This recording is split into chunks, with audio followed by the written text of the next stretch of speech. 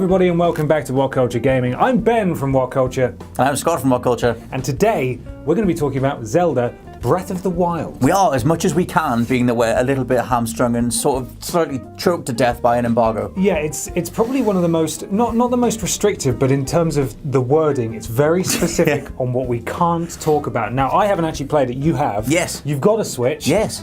We unboxed that, you would have seen that video go up on the channel hopefully the other day. I hope so, yeah. At this point. Yes. So, this game, flagship title, I think it's fair to say, for the Switch at this point, at least certainly at launch. What's it about? What's going on? Well, that's okay. One of the things that I can't go into is the depth of the world, but the you wouldn't believe the amount of stuff that I can't say. Give me the elevator pitch then.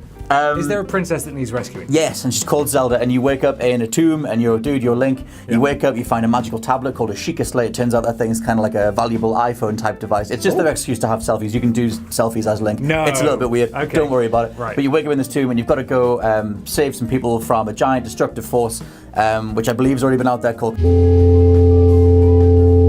Did I say that? Maybe it's not. Let's check the embargo. Yeah. Okay, we can't talk about that. We've just checked.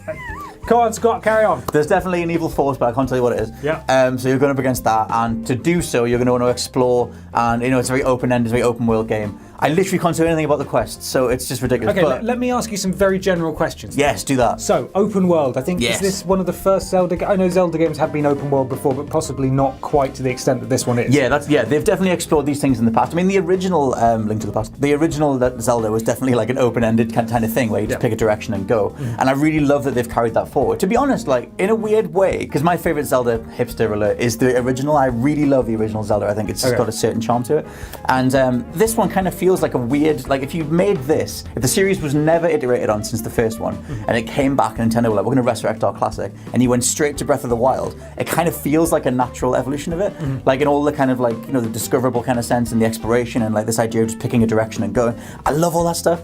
And, like, yeah, they've experimented with open world stuff in Wind Waker before, and Ocarina was kind of open, but this is the first time they've really done, like, as a genre, like, as a game, it's definitely open-ended from the beginning. So, okay. It's cool. Now, within this, I think this is probably...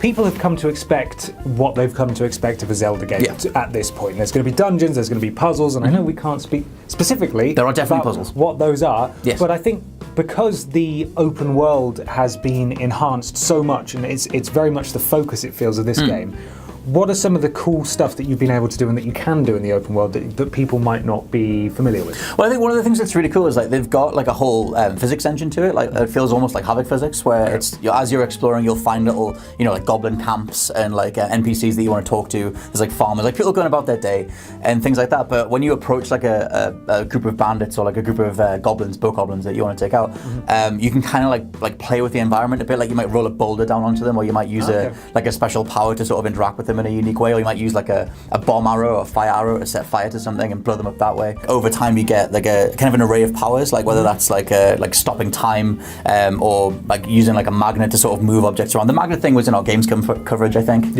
or it's been seen in the past anyway. And there's also like a few other things that you can use to interact with the world, like bombs and things like that. But they're all just like on hand, like they replenish really fast, and like it kind of just encourages you like to factor into that whole like mischievous way of approaching the world, of like seeing a bunch of enemies and going like, okay, I'm gonna like grab that, I'm gonna throw that, and I'm gonna like mess with this, I'm gonna freeze time, I'm gonna attack this. Like it's really cool. So it's just like that's like another aspect of how combat's kind of evolved, because I don't think, I could be showing my age or I'm forgetting something, I don't think they've ever done special powers like that in any other Zelda. Just it kind of immediately gives you like a bigger repertoire of how to approach enemies that I think hasn't really been in other Zeldas. For the most part, the way I've played Zeldas, especially in the 3D ones, is just lock on. You might jump, you might dodge a little bit, but mostly you'll just hammer and attack, and there's not that much to it. They've kind of revamped some things like that. You can do like a slow motion dodge now if you time it right. You can parry. And like weapons have degradation, so you've always got to be aware of what attacks you're doing and how much you're defending. I think you can cook in this game. Is that right? You can. So you can make little campfires and stuff like that. Is that similar to how Final Fantasy 15 does it, or can you set up a campfire anywhere? Are there predetermined campfires? You can pick up like clumps of, you can hack down a tree, smash that into pieces, get your gathering of wood, put it down, get a fire, set that alight.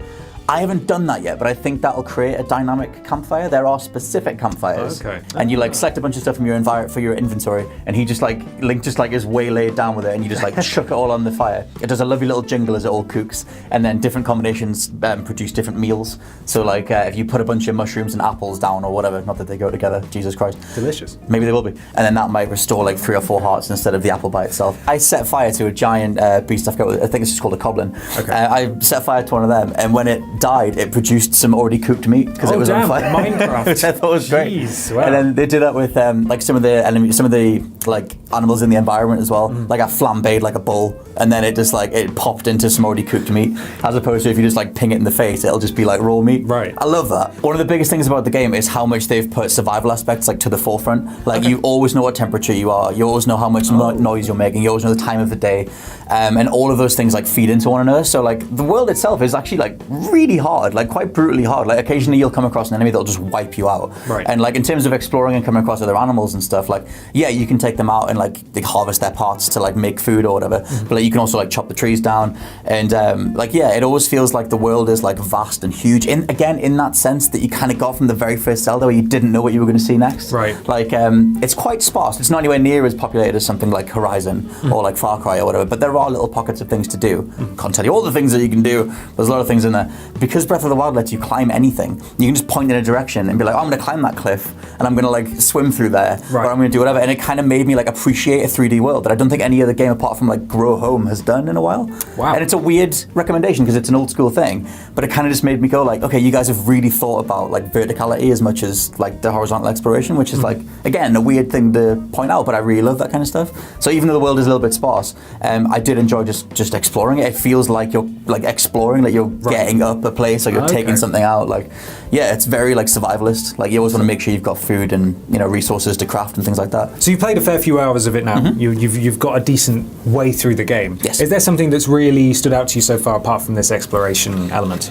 Yeah, mostly the art style. It's really gorgeous because like obviously I'm playing on the Switch, which like if you've looked at the hardware specs for the Switch, you'll be aware that system is below the PS4, below the Xbox, especially below the PS4 Pro and the Scorpio. Right. But because it is cel shaded and because it's got the whole Nintendo seal of quality like approach to it, every like what it lacks in maybe like rendering or like basic rendering techniques, it makes up for in like dynamic lighting and just like the general look of the characters. Like the art style is very strong. It might not be like have a graphical punch in the same way that something like an Uncharted would, where you're marveling at like facial tech, but like you'll come around the crest of a hill and the sun will just like catch the grass, or like maybe you'll be in like a storm and the wind's just like the wind's like battering down on you, and because of all the other survival aspects, it really just hits you like you're just this one dude alone adventuring, trying to do what you're trying to do.